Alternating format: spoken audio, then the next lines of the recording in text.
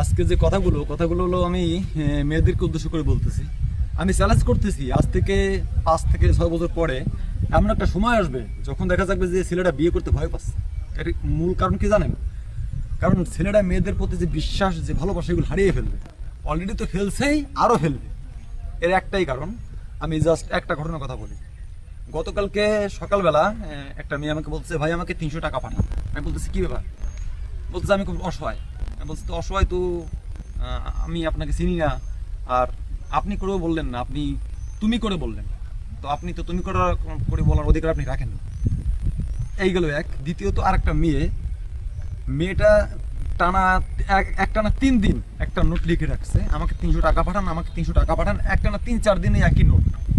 তো এই সমস্ত মেয়ে তো কোনো না কোনো ছেলের গলায় গিয়ে ঝুলবে। তো ওই ছেলের অবস্থাটা কী হবে? আর আর একটা বিষয় আমি তুলে ধরি।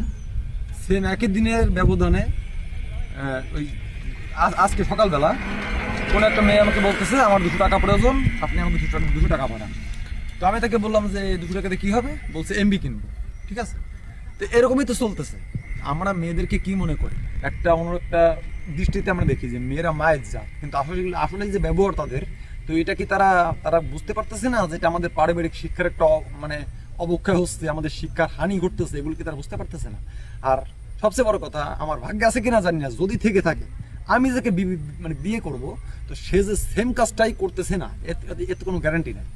তাহলে কোন ভরসায় একটা ছেলে একটা মেয়েকে ভালোবাসবে বা বিয়ে করবে? এই প্রশ্নটা আমি আপনাদের কাছে রেখে গেলাম। Thank you.